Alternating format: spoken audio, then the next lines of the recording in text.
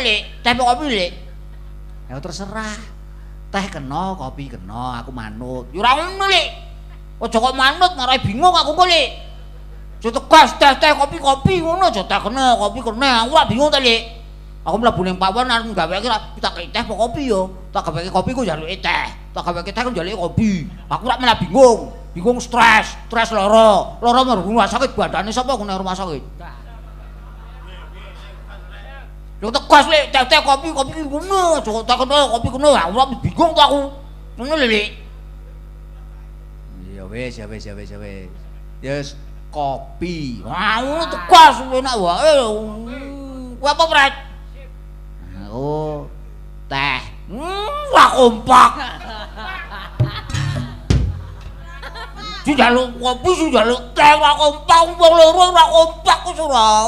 Mbok yo kompak, kopi teh ngono. Wong di kopi di teh.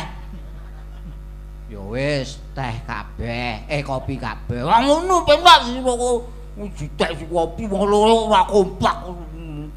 Persatuan nang ndi? Wong loro ora kompak pemene wong 10 aku dhewe-dhewe mau iso. Ya nek Nganggo gelas apa nganggo cangkir, Lek? Wis aku manut. Wong sing terserah sing nyuguhi nganggo gelas ya kena, nganggo cangkir ya kena, terserah. ora ngono, Lek. Aku pengenku ngladeni ben penak lho, Lek. Aja kok tekon gelas kena, cangkir kena. Aku malah bingung, Lek.